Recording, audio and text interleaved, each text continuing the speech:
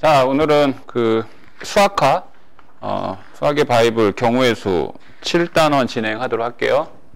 집에서 열심히 듣고 숙제 꼭 하시고, 알았죠? 자,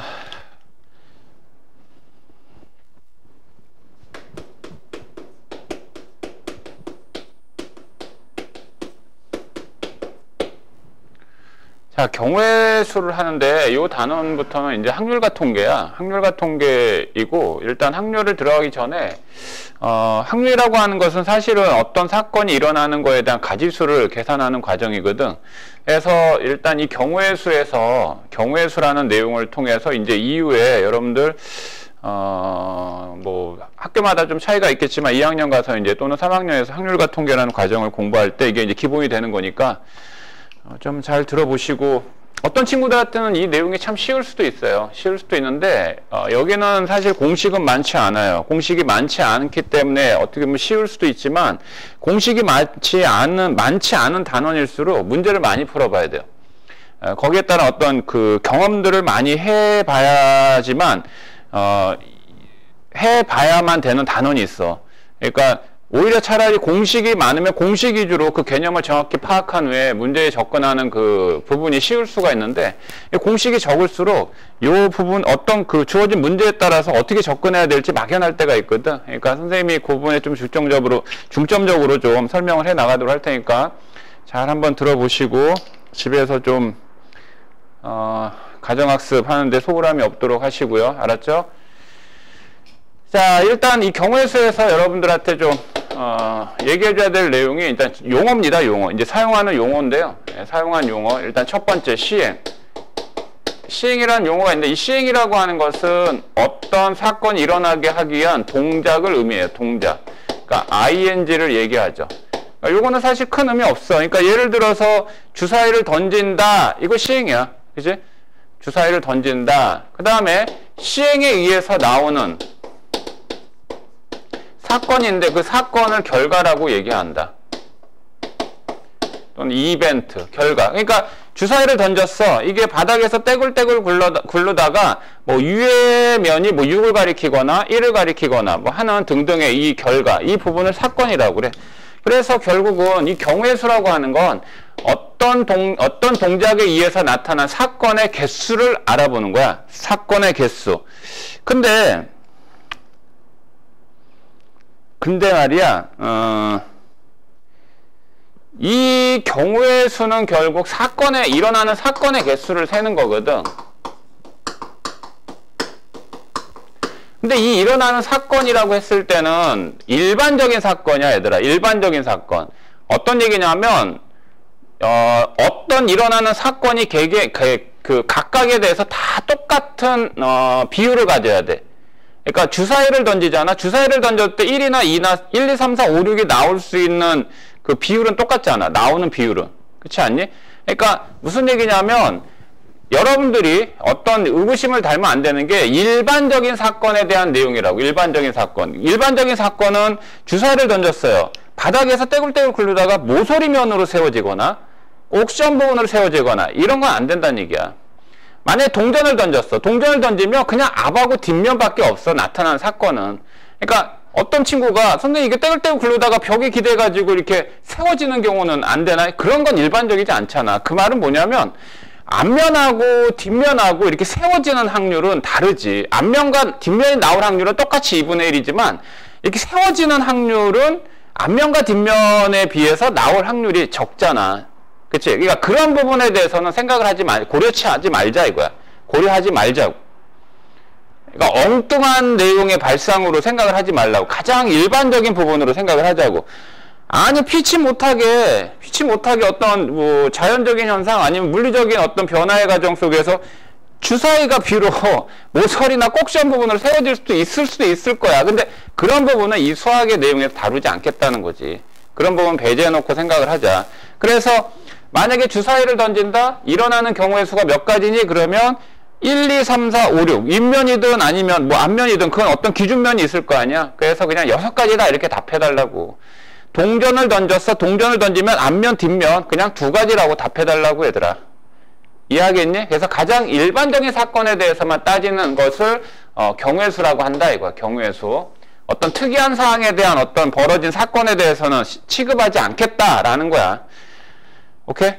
자, 그러면 요 내용이야. 요 내용 뭐 이게 뭐 어렵니? 그러면 앞으로 이 경우의 수를 구하라 그러면 나타나는 사건이 될 수 있는 가지수를 여러분들이 다 세어나가면 됩니다. 세어나가면 돼요. 그런데 이 가지수를 따질 때 반드시 지켜야 될 게 있어요. 센 거를 또 세면 안 돼요. 중복이 허용이 안 됩니다. 그 다음에 빠진 게 당연히 없어야 되죠. 빠진 게 당연히 없어야 돼요. 빠진 게 없어야 됩니다. 그러니까 이 얘기는 어떻게 보면 집합에서 표현하는 원소들 있잖아. 집합에서 원소들을 나타낼 때 중복된 것, 그러니까 쓴 원소를 또 쓰면 안 되잖아. 그리고 빠진 원소도 있으면 안 되지. 그 경우와 똑같다라고 보면 돼요. 자, 그러면 이제 지금부터 이 경우의 수를 이제 구해나갈 때, 두 가지의 관점이 있습니다. 어떤 관점이 있냐면, 이제 얘기하자면 이제 합의 법칙과 곱의 법칙 이렇게 있는데, 합의 법칙과 곱의 법칙을 얘기하기 전에 이렇게 생각을 해줘. 경우의 수를 구하라 그러면 기본적으로 그냥 일일이 어떻게 하면 되냐면 열거해서 세면 돼요. 일일이 열거를 한 다음에 세어나가면 됩니다. 그런데요, 이 열거해서 세어나가는 게 가장 수월한 방법이긴 하지만 이게 가지수, 사건의 개수가 너무 많다 보면 중복되거나 빠진 게 생길 수도 있거든. 그렇기 때문에 그걸 뭔가 단순화시킬 수 있는 방법이 일단 합의 법칙과 곱의 법칙이 있는데, 합의 법칙과 곱의 법칙을 어느 때 적용할 거냐라는 것은 여러분들 스스로 판단하긴 해요.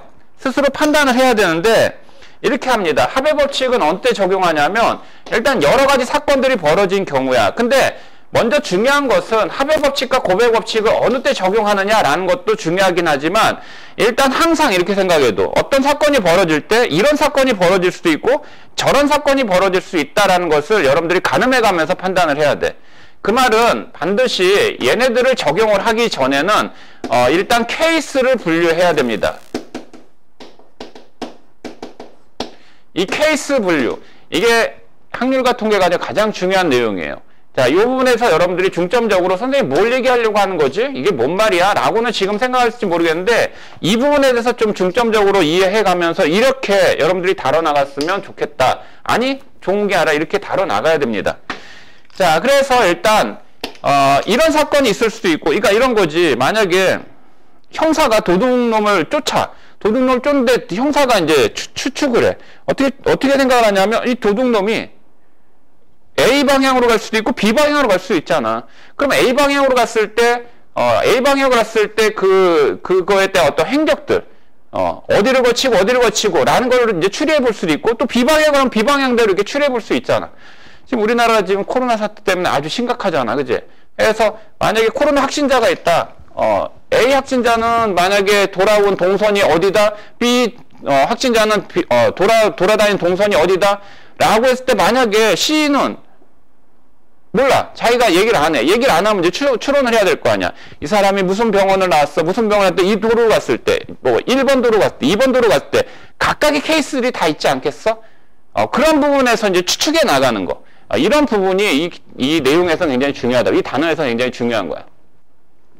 자, 그래서 이 합의 법칙은 여러 가지 케이스에 이제 사건들이 있는데 여러 가지 사건들이 동시에 또는 연속적이지 않은 경우에 대해서는 더하는 거야. 동시에 연속적이지 않은 경우에는 그 여러 가지 케이스의 사건들을 더하는 거야. 그럼 반면에 곱의 법칙은 거꾸로지 뭐. 곱의 법칙은 여러 사건들인데 여러 사건들이 동시에 일어나. 또는 연속으로 일어나. 그럴 때는 각 사건끼리 곱한다 이거야. 그래서 요거를 어느 때, 그 다음에 얘는 어느 때 적용할 거냐라는 생각을 해달라는 얘기야. 이런 거야. 합의 법칙이잖아. 그러니까 만약에 주사위를 던져요. 주사위하고 동전을 던집니다. 예를 들어서 주사위 1개,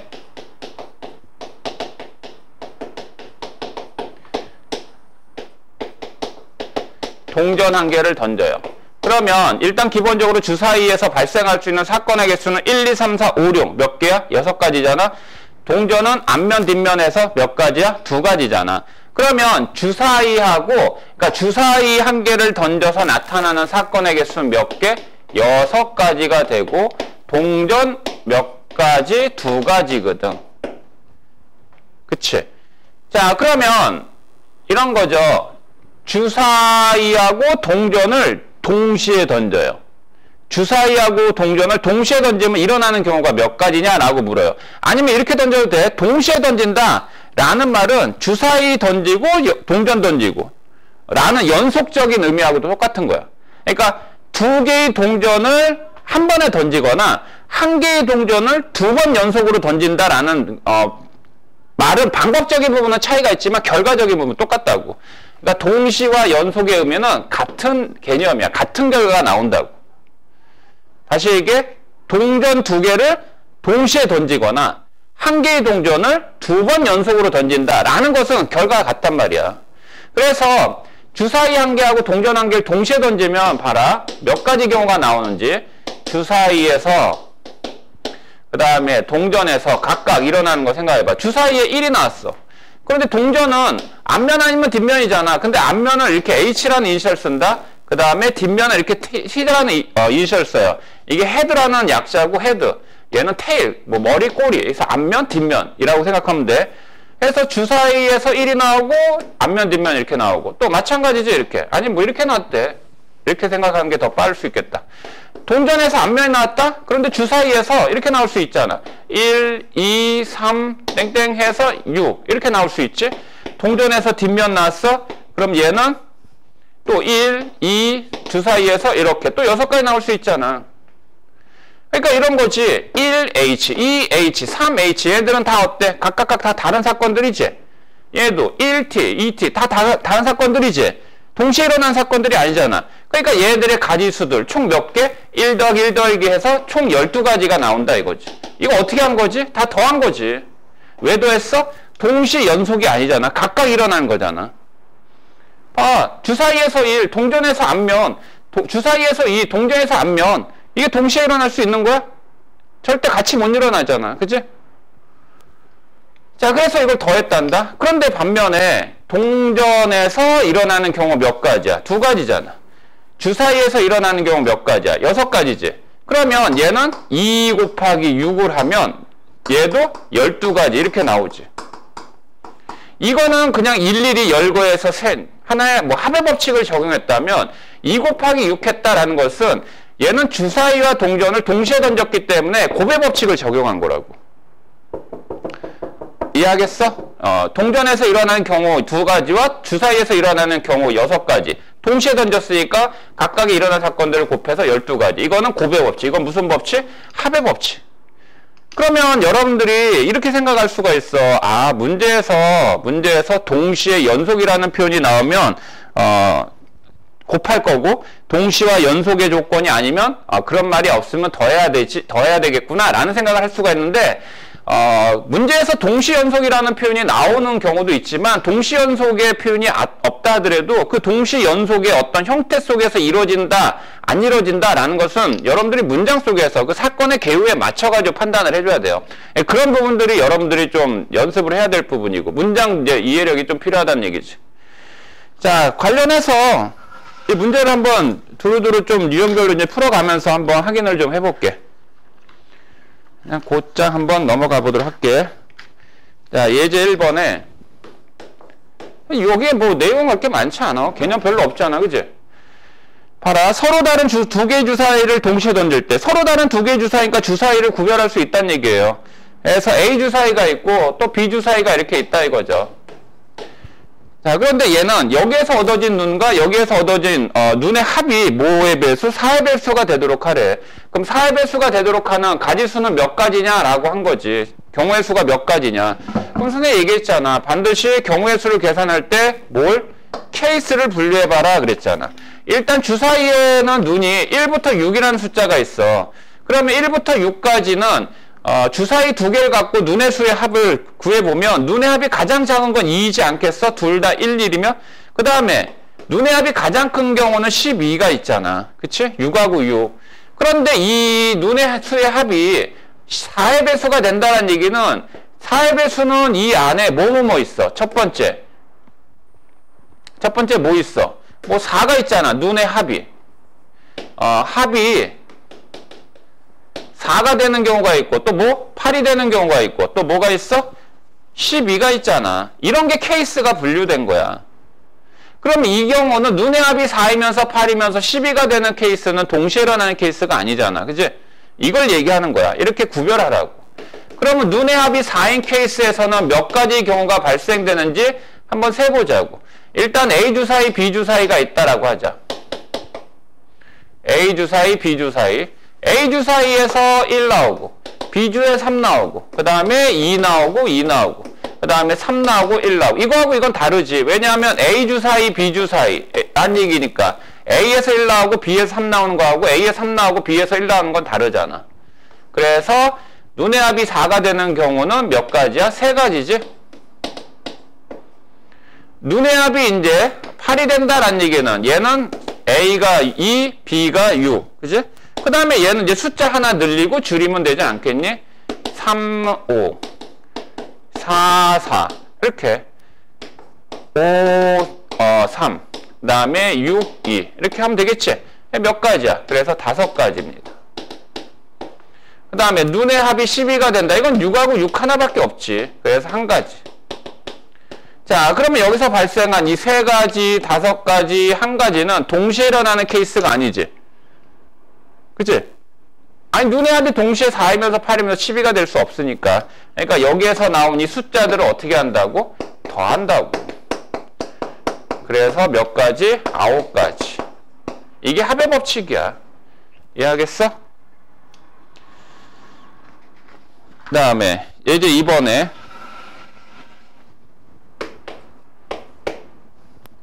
한 개의 주사위를 동시에 한 개의 주사위를 2번 던진대요. 이거는 2개의 주사위를 동시에 던진다란 말하고 같다고 그랬죠? 결과가. 그죠? 나오는 두 눈의 수의 곱이 짝수인 경우의 수를 구하라 그랬다. 짝수인 경우. 근데 얘는 뭐 서로 다른 주사위란 말은 없었으니까 그냥 해. 짝수가 된다라고 했어. 짝수가 된다? 두 눈의 수의 곱이 두 수의 곱이 짝수다. 얘들아 생각해봐. 두 수를 곱해서 짝수가 되는 케이스는 A하고 B 두 수가 A하고 B라고 가정해봐. 그럼 얘가 짝이야. 얘가 짝이면 둘 중에 하나만 짝이면 짝이지. 이게 둘 중에 하나만 짝이란 얘기는 케이스가 3가지야. A가 짝수이고 B가 홀수이고 또 A가 홀수이고 B가 짝수이고 A하고 B가 둘 다 짝수이고 케이스가 몇 가지야? 3가지예요. 케이스가 어때요? 너무 많이 분류가 되죠. 이렇게 많이 분류가 되면 그걸로 직접 계산하려고 하지 말고 돌아서 가라고. 돌아서 가란 얘기는 차라리 A 곱하기 B 두 수의 곱이 홀수인 경우를 아예 구해버리자고. 그래 놓고 어떻게 하느냐? 전체 경우의 수에서 이 짝수가 되는 이 경우의 수 자체를 부정한 얘 있지. 얘가 반대 사건이니까 이거에 반대 사건의 가지수를 빼면 어떻겠냐 이거야. 그럼 여기서 얘기하는 올이라고 하는 건 주사위 2개를 동시에 던지면 각각 나타난 사건이 6가지잖아. 그럼 동시에 던졌으니까 곱해야 되겠지. 곱의 법칙 적용해서. 그래서 2개의 주사위를 동시에 던지면 36가지의 경우가 발생이 되거든. 그러면 이제 낫이라고 하는 건 비록 짝수가 되는 가지수를 구하라고 했지만 이 전체 경우의 수에서 홀수가 되는 경우의 수를 빼자 이거지. 그러면 홀수가 된다는 얘기는 케이스가 한 가지밖에 없어. 왜? 두 수의 곱이 홀수가 된다는 얘기는 둘 다 홀수여야 되거든. 그렇잖아. 그지? 그러면 주사위 A에서 나오는 숫자도 홀수여야 되고 또 B 주사위에 나오는 숫자도 홀수여야 되는데 주사위 눈은 1부터 6까지밖에 없잖아. 1부터 6까지의 홀수의 개수는 각각 똑같이 3가지씩 아니겠니? 그래서 얘는 3가지 곱하기 3가지. 즉 몇 가지가 된다? 9가지가 두 눈의 주사위의 곱이 홀수가 되는 케이스. 그걸 36가지에서 빼면은 몇 가지? 27가지가 바로 짝수가 되는 경우의 수가 되더라 이거죠. 이해하겠어? 그러면 이거 어느 때 적용했지? 선생님 방금 얘기했지? 케이스가 너무 많아. 어떤 케이스? 주사위에 두 눈의 수의 곱이 짝수가 되는 케이스는 세 가지나 되잖아. 그거를 일일이 각각 분류해서 하는 방법도 되지만 조금 번거롭지 않겠어? 그래서 그럴 때는 바로 올-낫이라는 형태를 이용할 수 있다라는 얘기야.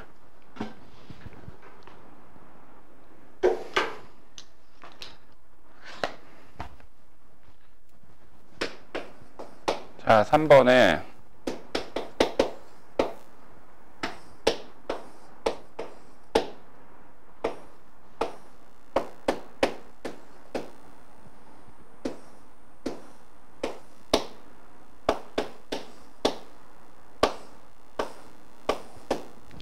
자, 이렇게 A, B, C, D로 연결된 도로가 있대요. 근데 첫 번째는 A에서 C를 거쳐 B로 가는, A에서 C를 거쳐 B로 가는 방법의 수를 구하라 그랬고, 두 번째는 A에서 B점으로 가는 방법의 수를 구하라 그랬어요. 경우의 수가 풀이는 간단해. 풀이는 간단한데 그 풀이를 들어가기 전까지 판단하기가 조금 원활치는 않을 거야. 자, 그래서 A에서 C로 간다 그럼 봐봐. A에서 C로 가는 방법 몇 가지? 하나, 두 가지지, 두 가지. 이것도 사실은 합의 법칙이 적용된 거야. 한 가지 어떻게 더했지? 왜 더했지? 동시에 일어나는 게 아니잖아. 그러니까 얘는 1 곱하기 1 하면 안 되지. 왜? 이렇게 가는 거 이렇게 가면 어떻게 동시에 가? 다리 양깔려 찢어지잖아. 그지? 말이 안 돼. 자, C에서 B로 간다. 몇 가지야? 두 가지야. 그런데 얘는 이제 2하고 2라는 이 수를 어떻게 해야 돼? 곱해줘야 돼. 왜 곱하지? A에서 C를 거쳐서 그 다음에 연속으로 B로 간 셈이잖아. 근데 연속이란 표현을 안 했지만 연속의 의미가 있다라는 거는 알 수 있겠지. 그 다음에 이제 그래서 몇 가지야? 그냥 네 가지지, 네 가지. 그 다음에 A에서 이제 B로 가는데 말이야. 이거는 얘기한 대로 케이스가 분류가 돼야 돼. 어떻게 분류되냐면 A에서 B로 직접 가는 방법은 없어. A에서 그러면 C를 거쳐서 B로 가는 방법이 있을 수 있고, 또는 A에서 D로 가서 B로 가는 방법 또한 있잖아. 그래서 A에서 C로 가는 방법은 방금 위에서 했던 대로 두 가지 곱해서 네 가지였듯이, 또 A에서 D로 가는 방법 세 가지, D에서 B로 가는 거 세 가지 해서 또 이것도 곱해서 얼마? 9가지가 되는데, 이 4하고 9라는 숫자는 어때? 다른 케이스지. 다른 케이스라는 표현은 동시에 일어날 수 없는 케이스란 얘기야. 그래서 얘하고 얘는 어떻게 한다? 더한다. 이게 합의 법칙을 적용한 거지. 그래서 13가지가 된다라는 얘기야.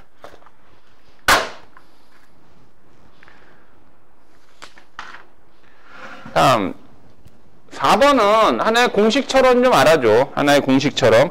자, 108의 양의 약수의 개수를 구하라 그랬는데, 약수의 개수 이제 자연수의 범위에서 얘기하는 거야. 그럼 이렇게 해도 자연수 n이 있어요. 이거의 약수의 개수 구할 때는요, 이 자연수 n을 소인수분해 해주세요. 소인수분할 때 A가 소수입니다. 알파는 지수예요. B가 소수예요. 얘가 지수입니다. 라 하자 이거지. A, B는 무슨 수? 소수. 자, 그러면 이때 자연수 n의 약수의 개수. 여기서 약수란 얘기는 양의 약수만을 의미한다. 음의 약수는 안 돼. 자연수의 범위에서만 얘기하니까. 약수의 개수 어떻게 계산하면 되냐면, 이 지수에다가 1씩 더해. 그래서 곱하면 돼. 하나 더. 뭐 더 있나? 약수의 총합 구하라 그러잖아.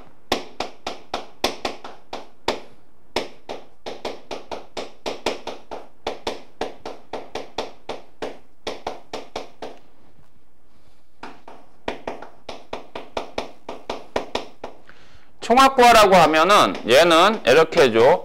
A의 0제곱. A의 0제곱은 참고로 1이야. 1. 그 다음에 A의 1제곱. A의 제곱 해서 저기에는 알파 제곱이 될 때까지 싹 그 값들을 더해주세요.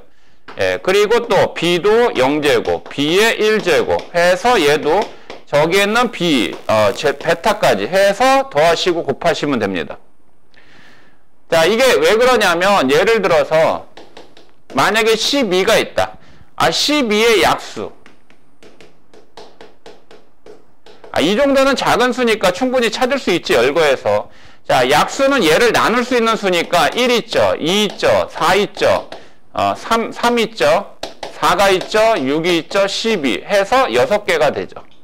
근데 이렇게 계산하기보다는 이 12를 소인수분해하자 이거지. 소인수분해하면 2의 제곱 곱하기 3이야. 3은 3의 1제곱의 의미거든. 그러면 이렇게 되는 거야. 이거 하나의 표로 이제 나타내 보면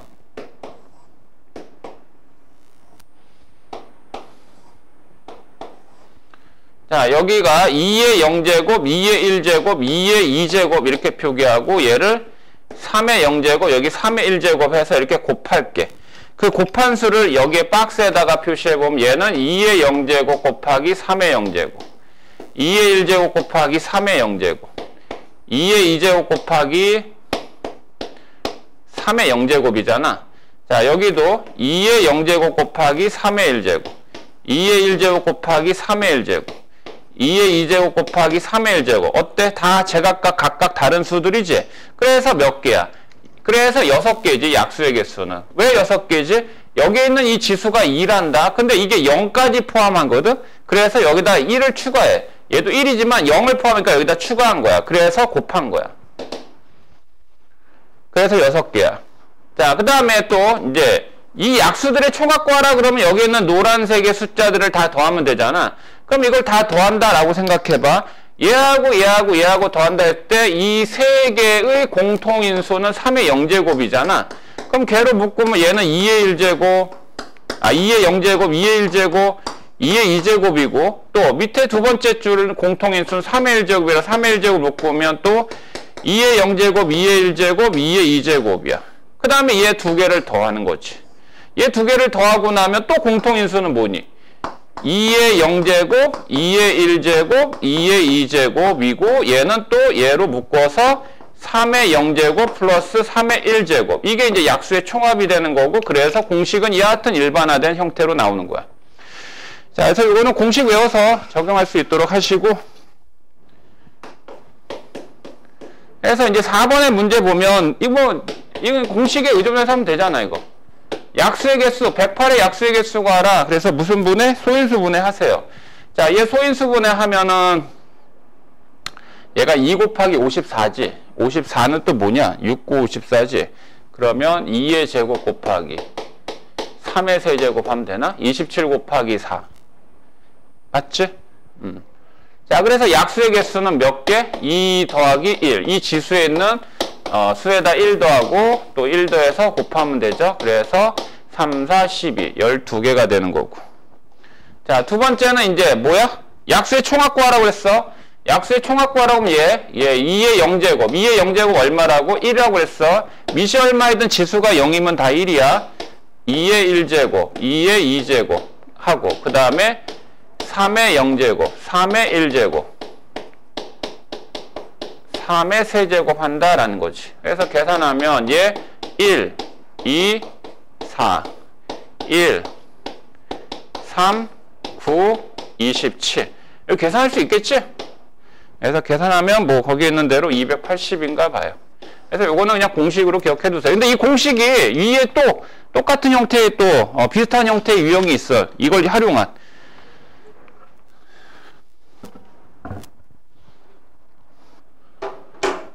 너희 막 학교도 안 가고 학원도 안 오고 하니까 빈둥빈둥 하니까 좋니?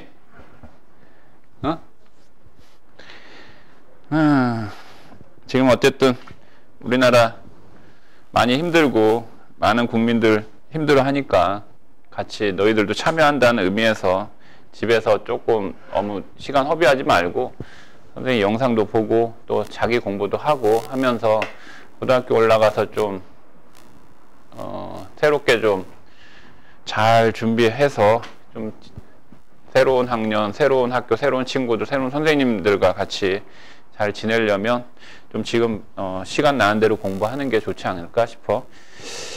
여기저기 돌아다니지 말고 알았지? 부모님들 걱정하셔. 뭐 돌아다닌다고 꼭 뭐 코로나 걸린다는 건 아니지만 그지? 많이들 불안해 하니까 너희들도 거기에 좀 협조해서 열심히 좀 공부했으면 좋겠어요. 미안하다. 맨날 공부만 하라고 해서.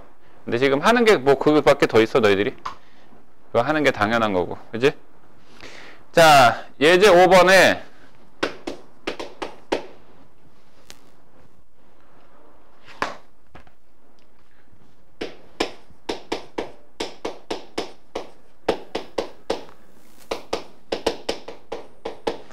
이거를 만족하는 자연수 XYZ의 순서상 구하라고 했어. XYZ는 자연수야 얘들아. 만약에 이 자연수란 조건이 없이 이게 만약에 뭐 실수라고 하게 되면 얘는 졸라 많아요. 해가 못 구합니다. 그건 이제 못 구하고 얘는 그래서 자연수라고 했거든. 이거에 이제 이거 등식을 만족하는 이거의 개수 구하라 이거야. 이 해의 개수. 근데 요거는 네, 한 가지 알아도 이제 부정방정식의 해를 구하는 거거든. 부정방정식은 해가 무수히 많은 방정식이야. 그래서 문자의 개수하고 식의 개수를 비교할 때 지금 문자가 더 많잖아. 그런 꼴의 방정식을 부정방정식이라고 하는데 얘는 어떻게 하냐면 이 개수가 큰 거 있지. 개수가 큰 이와 같은 문자 값부터 먼저 정하고 들어가. 알았어? 개수가 큰 문자 값부터 정해라. 그래서 얘는 그냥 만만한 거 1이야. 그럼 얘가 1이면 얘는 3이지. 얘도 그냥 1이라고 하자. 그럼 얘는 5잖아. 그러면 얘 얼마야? 얘는 그냥 선택의 조 없이 6이다 이거지. 이렇게 정해나가. 얘가 그리고 1이야. 얘는 이제 2로 늘릴까? 그럼 얘는 얼마가 되는 거야? 1 대입하면 3이고 얘 2 대입하면 4니까 7이잖아. 그래서 얘가 이제 4가 되면 되고 이렇게 찾으면 돼. 얘가 이번에 3이야. 그러면 6, 9 그러니까 얘는 2가 되면 되죠. 그러니까 여기에서 1씩 커짐에 따라 얘는 2씩 줄어들지. 이 개수가 2이기 때문에. 그러면 여기가 이제 4가 되면 얘는 0이니까 자연수는 0을 포함하지 않으니까 이제 안 되겠지. 그러니까 x가 1인 경우는 세 가지야. 그 다음에 이제 x가 2인 경우. x가 2일 때 1. 그러면 얘는 6이고 얘는 2니까 8. 그래서 얘는 3이에요. 그리고 2. 얘가 1 늘어나면 얘가 1 줄어든다고 그랬잖아. 그치? 그래서 얘는 또 이제 끝났고. 여기서 2가 줄어들면 마이너스니까 안 되잖아. 그 다음에 이제 또 z가 이제 3일 때 얘 1이야. 그럼 3이면 9, 11. 그럼 얘가 0이니까 안 되지. 그럼 이거밖에 없어. 그래서 순서상의 개수는 이제 세면 되겠지. 몇 개? 5개다 라는 얘기지. 이해하겠어? 개수가 큰 거부터 결정하면 돼. 부등식도 마찬가지고요. 자, 6번에 요거 참 중요한데 요거 좀 방법 알아두세요. 자, 10원짜리가 있습니다. 10원짜리 동전이 4개 있고요. 50원짜리 동전이 2개가 있어. 100원짜리 동전은 3개가 있어요. 이거를 전부 또는 일부 사용해서 지불하려고 할 때 다음을 구하라 그랬거든. 다음을 구하라. 1번에 뭐라고 그랬냐면 지불할 수 있는 방법의 수. 그러니까 얘를 그냥 지불할 수 있는 방법의 수. 그러니까 지불 방법의 수야.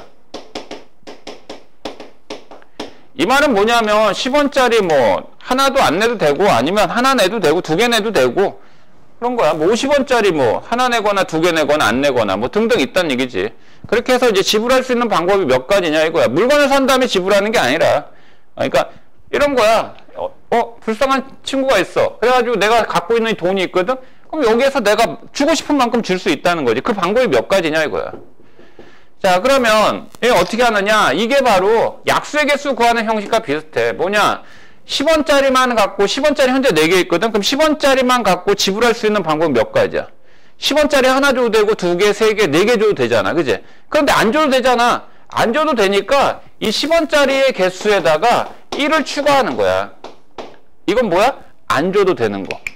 마찬가지 50원짜리 2개 있다? 하나 주거나 2개 주거나 안 줘도 돼. 그러니까 얘도 1 더하죠. 얘도 마찬가지고요. 100원짜리 3개. 그래서 곱해버립니다. 왜요? 연속이잖아. 아니면 동시지 뭐. 주머니에 있는 거 착 동시에 건 탁 줘버리니까. 그러니까 곱해줘야지. 이해되겠어? 자, 그런데 거기에 가로 열고 닫고 영어는 제외한다고 그랬거든? 영어를 제외하는데 10원짜리 하나도 안 주고 50원짜리도 100원짜리 한 번도 안 주면 0원이 돼버리거든. 그러니까 얘만 따로 곱한 거 있지. 1 곱하기 1 곱하기 1. 그러니까 10원짜리 안 줘요. 50원짜리도 안 줘요. 100원짜리도 안 줘요. 하는 경우 한 가지는 어떻게 줘야 돼? 빼주면 된다는 거지. 그러니까 이거는 그냥 하나의 공식처럼 기억해도 돼. 각각에 있는 돈의 개수에다 더하기를 한 다음에 영어는 제한다 그러면 빼기를 해주면 되죠. 근데 영어도 포함한다 그러면 빼기를 할 필요 없어. 그래서 요거는 뭐 간단히 되니까 됐고. 근데 문제는 이제 이거야 이거.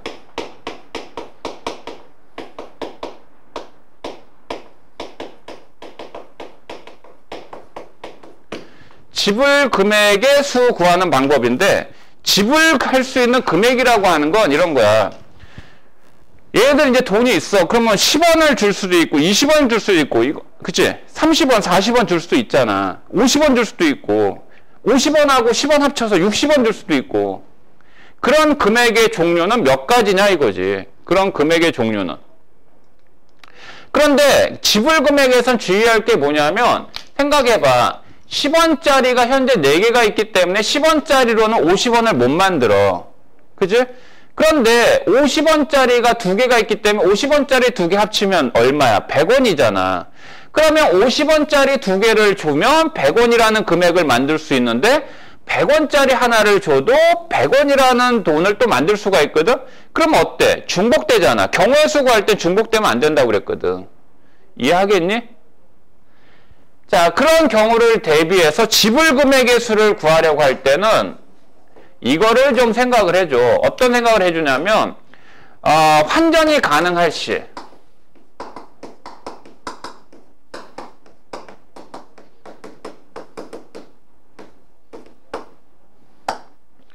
환전이 가능할 시에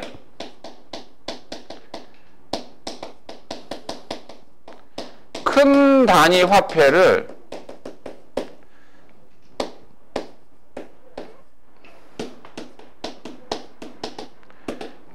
작은 단위 화폐로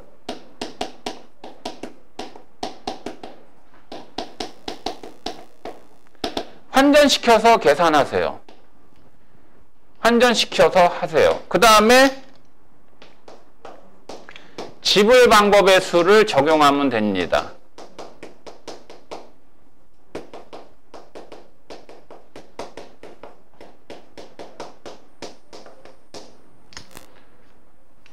자, 기억해도 환전이 가능할 때라고 얘기했다. 환전이 가능할 때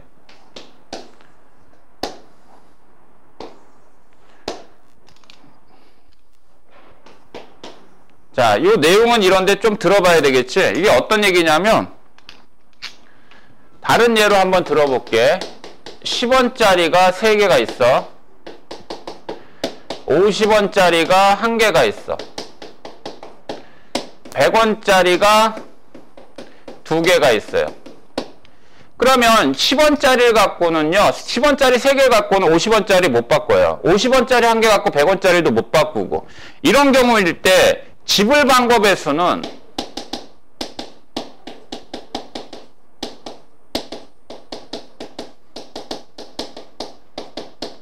어떤 경우든 상관없이 그냥 주어진 각 동전의 종류의 개수에다가 1씩 더해서 곱하면 되고 0원을 제한다 그러면 빼기 1 하면 돼. 그런데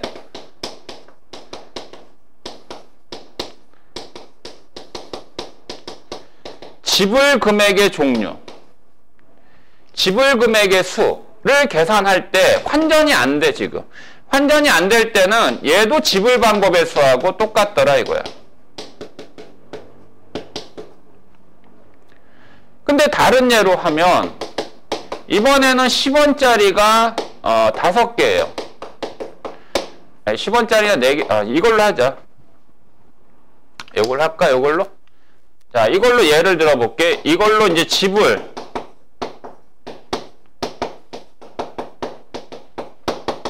금액의 수를 알아보면 자, 50원짜리 2개는 100원짜리 만들 수 있지. 그러니까 환전을 시키는 거야. 그러면 어떻게 하는 거냐? 여기서 또 하나 알아둬야 될 게 뭐냐면 100원짜리를 갖고 50원짜리로 거스르는 거야. 그러면 지금 이게 50원 2개니까 이게 직접적으로 교환하는 게 아니라 그냥 그런 방법을 쓴다는 얘기야. 아니 50원짜리 2개는 갖고 100원 하나밖에 못 바꾸지. 근데 100원짜리 현재 몇 개 있니? 6개 있지. 6개를 50원짜리 2개로 환전은 안 되잖아. 근데 그런 어떤 직접적인 환전에 이제 돈을 바꾸고 하는 개념이 아니고 푸는 요령이야. 푸는 요령. 100원짜리가 3개가 있으면 50원짜리가 몇 개 필요합니까? 6개 필요한 거죠? 그러니까 6개 필요한 거니까 이 100원짜리를 50원짜리로 바꿔버리라고요. 그러면 얘는 50원짜리 바꿔버리면 10원짜리는 4개밖에 없고 50원짜리는 아까 두 개였는데 이 100원짜리 3개를 50원짜리로 바꾸면 50원짜리가 몇 개야? 6개가 필요한 거지. 그래서 6개로 추가하고 100원짜리는 그냥 0개야. 0개 이제. 100원짜리는 놔두라고. 그러면 결국 이제 문제가 어떻게 바뀌냐면 10원짜리 4개와 50원짜리 8개를 갖고 지불금의 개수를 구하라. 그러면 이제 더 이상 환전은 안 되니까 각 동전의 개수에다가 어떻게 한다? 더하기 1을 하고 그 다음에 더하기 1을 하고 영어는 제한다 그러면 또 빼기 1 합니다. 그래서 얘는 5, 9, 45 그래서 44가지의 방법이 생기는 거예요. 자, 다시 얘기할게. 환전을 시키는 건데 이런 거야. 아니 선생님 100원짜리 50원짜리 2개밖에 없는데 어떻게 100원짜리를 다 거슬러요? 그게 아니라요. 100원짜리 3개를 갖고 만들 수 있는 방법은 알다시피 100원, 200원, 300원 있잖아. 그러면 동전 50원짜리 2개가 50원짜리 2개는 50원, 100원 있잖아. 그지? 이해되지? 그러면 생각해봐. 100원짜리를 하나만 바꿨어? 그래도 얘하고 얘를 갖고 따지면 100원 만들 수 있지? 150원 만들 수 있지? 100원 만들 수 있지? 150원 만들 수 있지? 200원 만들 수 있지? 250원 만들 수 있지? 300원 만들 수 있지? 350원 만들 수 있지? 400원 만들 수 있지? 그지? 이렇게 만들 수 있잖아. 그러면 알고 보니까 그냥 100원짜리 그냥 없다라고 해. 없다라고 하고 그냥 동전 50원짜리 8개 있다라고 가정해봐. 그럼 이거 8개 갖고 만들 수 있는 방법. 여기에다가 뭐하고 뭐 50원, 100원만 더 추가하면 8가지 나오는 거 아니야? 몇 가지야 이거? 100원 썼으니까 50원 100원에 하나 둘 셋 넷 다섯 여섯 일곱 8개 맞잖아. 하나 둘 셋 넷 다 여 일곱 여덟 그러지 않니? 다시 얘기해봐. 자 50원짜리 2개하고 100원짜리 3개하고 만들 수 있는 방법 생각해봐. 50원짜리 2개 50원 100원 만들어서 그럼 100원짜리 3개 갖고 100원 100원은 근데 50원짜리 갖고 만들었으니까 중복됐으니까 한 번만 취급해 줘야 되잖아. 그리고 100원짜리 1개하고 50원짜리 1개에서 150원 200원 200원은 100원짜리만 2개 갖고 200원도 되지만 100원짜리 1개에다가 50원짜리 2개에서 200원도 되는데 중복된 거니까 한 번만 취급해 줘야지. 그 다음에 100원짜리 2개 50원짜리 1개 해서 250원 뭐 이렇게 해서 만들어지잖아. 근데 이거를 그냥 100원짜리 없다라고 생각해. 100원짜리랑 50원짜리를 다 환전시켰다. 그래서 50원이 8개다. 8개 갖고 만들 수 있는 방법 또한 8가지니까 그냥 환전시켜서 하는 것이 수월하다는 거지. 그러니까 환전시키라고 이렇게. 큰 화폐를 작은 화폐로 환전시키라고. 그래서 이렇게도 할 수 있어. 만약에 10원짜리가 5개 있다? 그런데 50원짜리가 2개 있어요. 100원짜리가 3개 있어요. 자, 이번에는 100원짜리에 2개 환전할 수 있죠? 그래서 100원짜리 3개를 다 50원짜리를 거스르면 6개입니다. 그러니까 50원짜리 8개로 생각하고 얘를 0개로 취급해요. 그런데 10원짜리가 5개 있다? 10원짜리 5개 있으니까 50원짜리 환전되지. 그래서 50원짜리 8개를 10원짜리로 환전하면 40개가 추가되는 거지.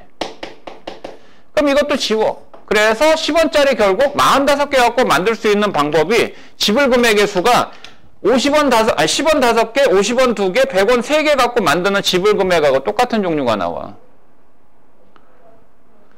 생각해봐라. 얘가 10원짜리가 45개가 있어요. 45개면요. 10원짜리만 갖고 45개 있으면 45개의 지불금액을 만들 수 있잖아. 10원, 20원, 30원, 40원 뭐 등등등 100원 뭐 450원까지. 45가지 생기지.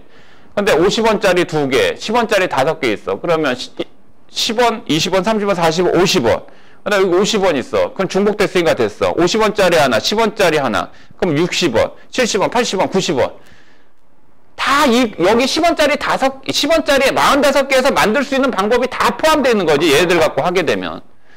그러니까 최소의 화폐로 최소의 화폐로 환전이 가능하면 환전시킨 다음에 그 환전된 작은 화폐의 개수를 갖고 지불 방법의 수를 적용하라고.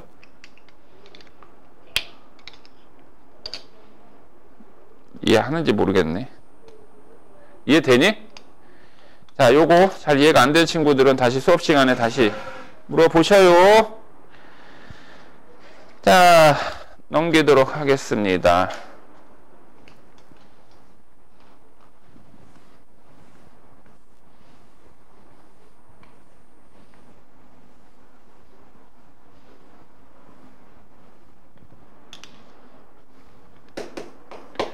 자, 이 색칠 문제인데, 이 색칠 문제는 진짜 빠지지 않아요.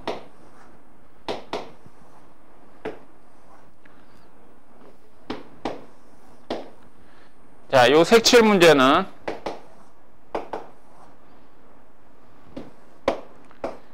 A, B, C, D 4개의 영역이 있는데 이 4개의 영역에 빨파, 노초 4가지 색으로 칠하는데 같은 색을 여러 번 사용이 된대. 그러니까 같은 색을 여러 번 칠해도 된다 그런 것은 색깔이 곧 4개는 다 필요하지 않을 수도 있다는 얘기야. 근데 인접한 영역, 옆에 있는 영역을 서로 다른 색으로 칠해서 구별하라고 한대요. 아시겠죠? 그래. 요 색칠 문제는 참 중요해. 그리고 예전 역대 그 수학자들을 많이 괴롭혔던 내용 중에 하나야. 칠하는 방법을 수고하라 그러면 뭐 생각보단 간단해요. 이 경우는 생각보단 간단한데 뭐냐면 일단 이것만 기억해 두세요. 먼저 이웃하는 영역 또는 인접하는 영역이 제일 많은 데를 먼저 선택해서 칠해 주세요. 예. 그러니까 B가 가장 인접이 많이 돼 있죠. 그죠? 그러니까 B를 먼저 선택해서 칠해도 됩니다. 근데 이 경우는 어디다 먼저 칠해도 상관없거든, 사실은. 근데 일단은 먼저 어디를 칠하냐라는 게 고민이 될 때는 이웃하는 영역이 가장 많은 데를 먼저 칠해. 그래? 그럼 여기를 먼저 칠할게. 그럼 여기 몇 가지? 색깔의 종류는 4가지 있으니까 4가지의 선택권이 있잖아. 그치? 그 다음에 이제 A든 C든 D든 건 너희들 마음대로 선택해. 그럼 여기는 옆에 있는 거하고는 다른 색으로 칠해야 되니까 B가 칠한 부분을 제한 3가지의 색을 선택할 수가 있겠지? 그 다음에 D도 옆에 있는 색깔하고 달라야 돼. 그래서 얘도 몇 가지? 3가지. 왜냐하면 여기 칠한 거 여기 또 칠해도 상관없어. 인접하지 않으니까. A하고 D는 인접하는 부분이 아니니까. 그 다음에 C는 얘하고 칠한 색깔이 다르니까 얘가 칠한 색깔은 얘하고 얘를 제한 나머지 2개 갖고 칠하면 되고. 그러면 여기 있는 이 숫자들을 어떻게 할 거냐 하는 건데 이 숫자들은 연속으로 칠해지잖아. 그러니까 서로 곱하면 되겠죠.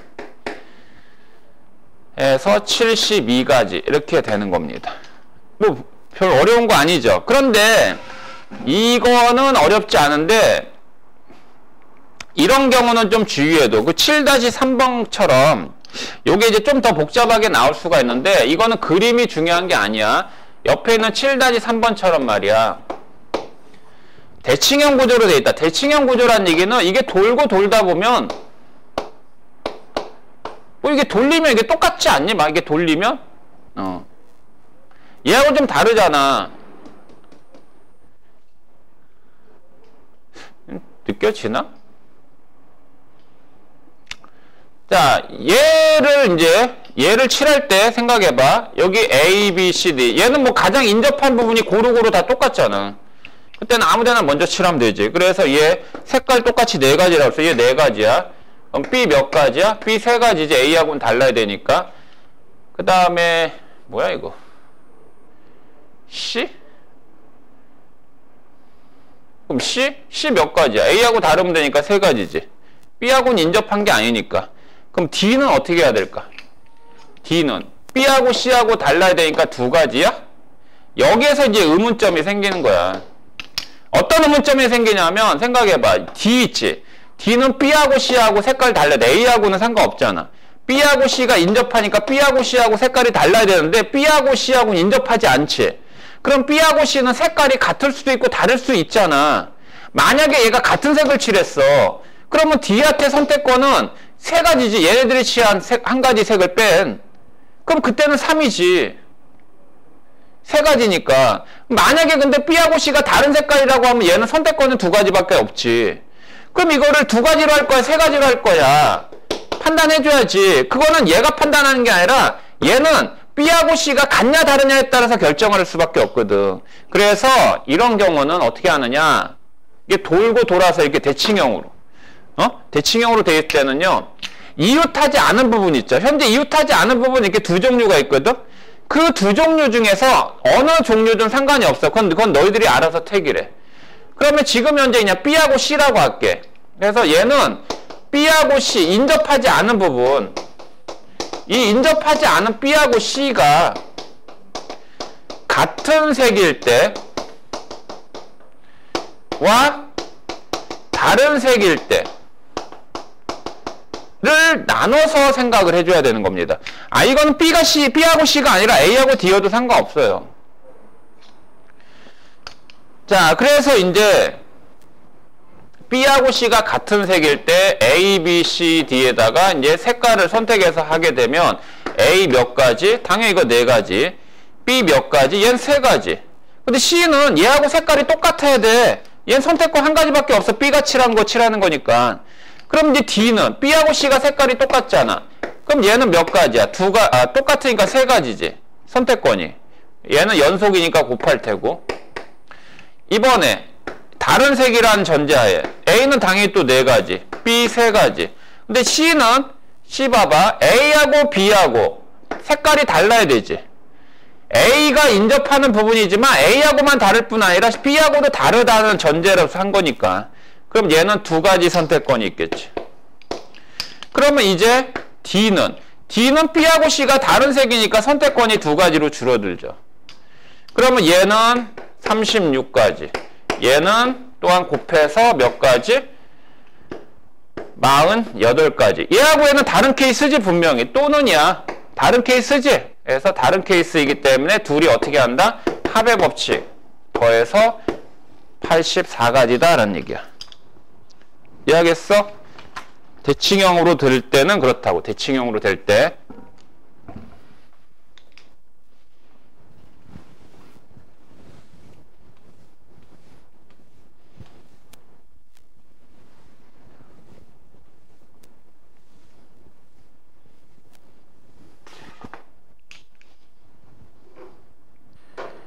자, 그 다음에 예제 8번인데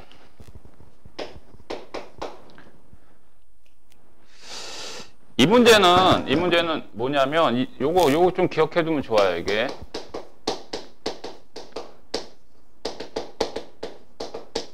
교란수녀이라고 해가지고 이게 어떤 내용이냐면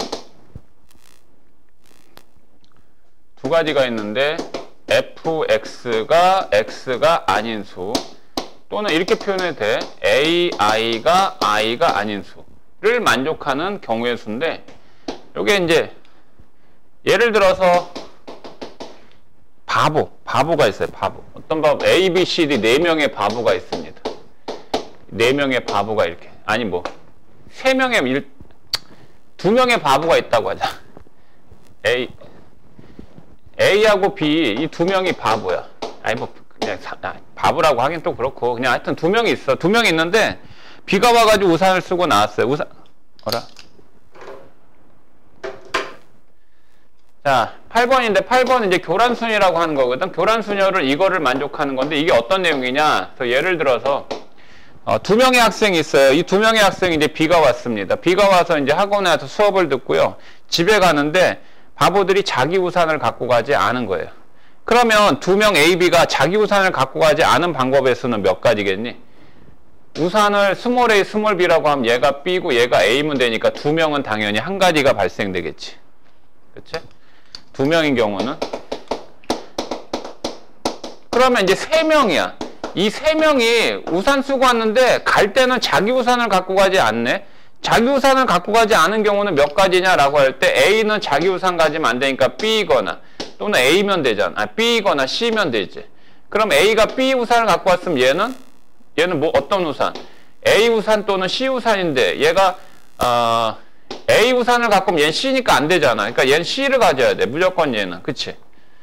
반면에 얘는 C를 가졌으면 B는 뭐를? B는 A를 가져야 되겠지. A를. 그러면 C가 뭐를 가져? B를 가지면 되잖아. 그래서 몇 가지야? 두 가지밖에 없어. 한 가지, 두 가지. 근데 이제 반면에 이제 세 번째. 아니, 이게 두 번째지? 이번에는 4명이야. 4명이 자기 우산을 갖고 가지 않아요. 그럼 4명이 자기 우산을 갖고 가지 않은 경우는 몇 가지냐라고 할 때 A는 자기 우산을 안 갖고 가니까 얘는 B이거나 B 우산을 갖고 갔거나 C 우산을 갖고 갔거나 D 우산을 갖고 갔거나 세 가지로 나눌 수 있지 않아, 케이스를? 그러면 이제 그 다음에 B는 A를 갖고 가거나 아니면 또 뭐를? C를 갖고 가거나 아니면 D 우산을 갖고 가면 되겠지. 그 다음에 이제 C는 A가 B, B가 A를 가졌으니까 이제 나머지 이제 우산은 C하고 D밖에 없는데 C는 안 되니까 얘가 D고 얘가 C 우산을 갖고 가야 되지. 또 이 경우도 A하고 B가 B하고 C를 갖고 갔으면 C하고 D는 A하고 D만 남았는데 얘를 A면 얘가 D니까 안 되니까 얘는 D를 가져야지. 자, 얘는 이제 B, D를 갖고 갔으니까 A하고 C만 남았지. 그러면 얘는 C는 안 되니까 얘는 A고 얘는 C야 되겠지. 됐니? 그래서 A가 B를 먼저 선택을 했을 때 나타나는 가지수는 이와 같이 몇 가지야? 세 가지야. 그 다음에 또 A가 이제 먼저 C 우산을 선택했다고 했을 때 이것도 다 해볼 필요 있을까? 이것도 또한 몇 가지겠어? 세 가지. 이것도 이제 A가 D 우산을 선택했을 때도 몇 가지? 세 가지이지 않겠니? 그 다음에 얘네들은 각각 다른 케이스이기 때문에 동시에 일어나지 않으니까 세 가지 더해서 총 9가지의 가지수가 나오거든. 이런 형태를 교란순열이라고 하는데 이게 어찌된 얘기냐면 이런 거와 똑같다고. 이 정역에 1, 2, 3이라는 원소가 있어요. 여기 공역에 또한 똑같은 원소 1, 2, 3이 있습니다. 근데 x에서 y로의 함수를 f라고 할 때 1이 자기 자신을 선택하면 안 된다는 얘기. 1, 2, 3이 자기 자신을 선택하면 안 된다는 얘기예요. 그러니까 자기를 선택하지 않는 방법 몇 가지. 아까 3명 있지. 3명이 자기 우산 갖고 가지 않은 방법 2가지가 똑같고, 여기가 만약에 4, 4 이렇게 있다 그러면 얘는 이제 자기를 가리키지 않은 경우, 그러니까 F1이면 안 된다고 이거. 그러니까 이 얘기는 fx가 x를 만족하지 않은 경우지. 그래서 이 교란순열은 아예 이걸 기억해 두는 게 좋아. 뭐냐면 0, 1, 2, 9, 44 여기의 숫자까지만 기억해 두면 돼. 이게 어떤 숫자냐? 지금 아까 두 사람이 자기 우산을 갖고 가지 않은 경우 있지. 그러니까 여기 있는 게 2개일 때는 1가지예요.